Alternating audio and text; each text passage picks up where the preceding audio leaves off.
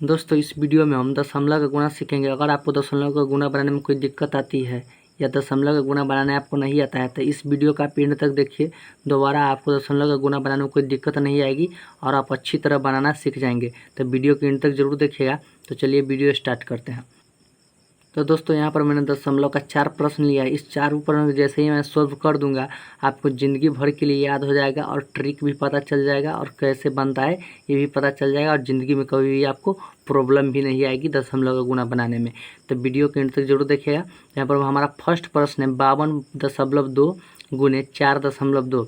दोस्तों देखिए पॉइंट यानी दशमलव के बाद जो अंक संख्या रहता है, ठीक है ना, यानी दाहिने साइड यानी दशमलव के दाहिने साइड जो संख्या रहता है उसको हम एक एक करके पढ़ते हैं। जैसे कि मैं यहाँ पर बता देता हूँ, यहाँ पर 52.2 है ना, अगर यहाँ पर 52.24 रहता यानी 24 रहता था, इसको हम 52.24 नहीं पढ़ते, यानी इसको हम पढ़ते 52.24 पढ़ते, ऐसे पढ़ते, ठीक है ना, वरना हमारा गलत हो जाएगा क्योंकि दशमलव को इस साइड जो होता है ना इसको हम एक एक करके पढ़ते हैं।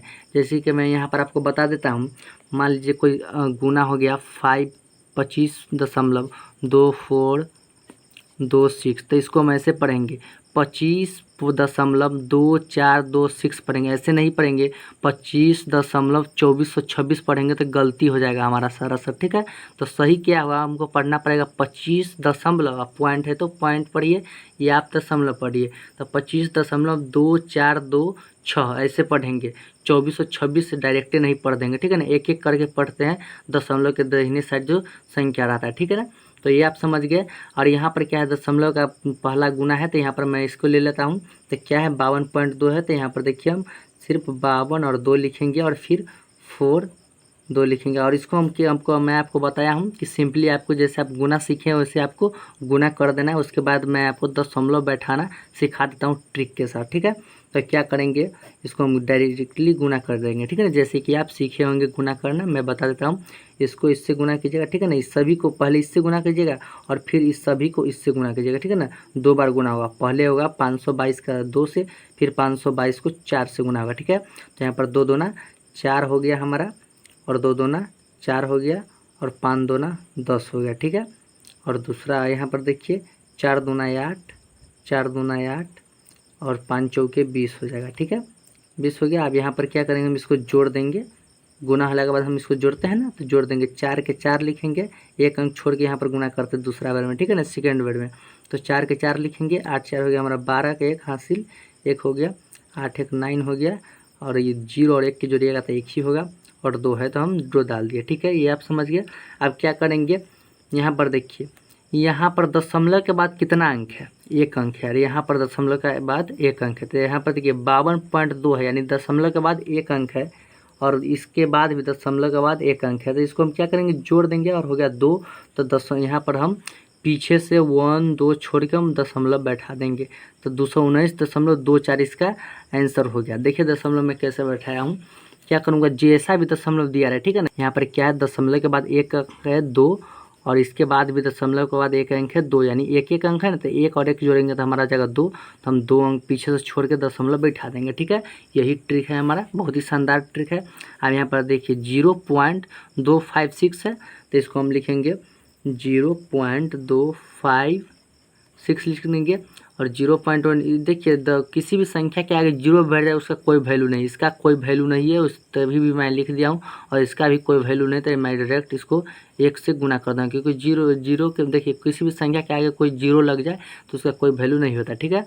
तो यहाँ पर हम 1 से गुना करेंगे तो उतना ही आ जाएगा, 0.256 आ जाएगा, ठीक है ना, 0 पॉइंट कितना आ जाएगा, 0.5256 आ जाएगा, ठीक है। और यहाँ पर हम क्या करेंगे, एक यहाँ पर गिन लेंगे कितना संख्या के बाद दशमलव बैठता है, ठीक है ना, दशमलव बैठाने का मैं टिप आपको बताया हूँ, संख्या गिनेंगे तो 1 2 3 और यहाँ पर एक संख्या आगे है तो 4, ठीक है, 4 संख्या यहाँ पर देखिए 1 2 3 4, यानी यहाँ पर दशमलव नहीं बैठेगा, यहाँ पर दशमलव बैठेगा और इसके आगे आप 0 लगा दीजिए तो 0.025 होगा, ये नहीं है दशमलव, ठीक है ना, ये दशमलव नहीं है, दशमलव ये है, ठीक है, क्योंकि यहाँ पर गिनिए 1 2 3 और ये यहाँ पर दशमलव के बाद एक और अंक है, तो 1 अंक क्या, 2 संख्या 3 और 1 संख्या, ये 4 संख्या हो गया। तो क्या हो गया 0.0256 इसका आंसर हो गया, करेक्ट आंसर। ठीक है, और तीसरा प्रश्न है जो इस प्रकार है, यहाँ पर देखिए 284 गुणे 2 है। ठीक है, तो हम क्या करेंगे, वो सही बनाएंगे उसी प्रकार 28.4 लिख देंगे और इसको हम 2 से सिंपली गुना करेंगे। ठीक है, गुना करेंगे, यहाँ पर देखिए 4 दूना 8 हो गया, 8 दूना 16 के 6 हासिल 1, 2 दूना 4 1 5 हो गया। ठीक है ना, तो ये आप समझ गए 56,568 हो गया। ठीक है, 568 हो गया ना।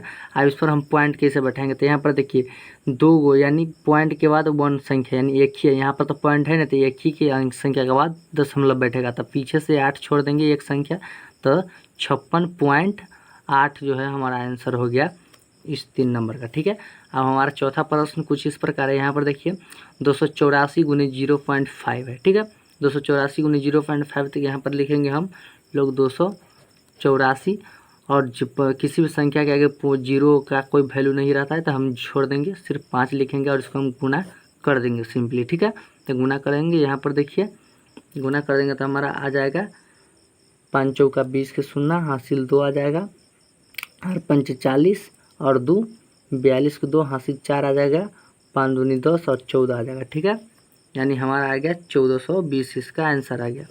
आई होप आप समझ गए होंगे कैसे बनता है। अगर आपको वीडियो अच्छी लगी होगी और समझ में आ गया होगा दशमलव का गुना, तो हमारे चैनल को सब्सक्राइब एंड वीडियो को लाइक जरूर कीजिएगा। तो चलिए मिलते हैं नेक्स्ट वीडियो में।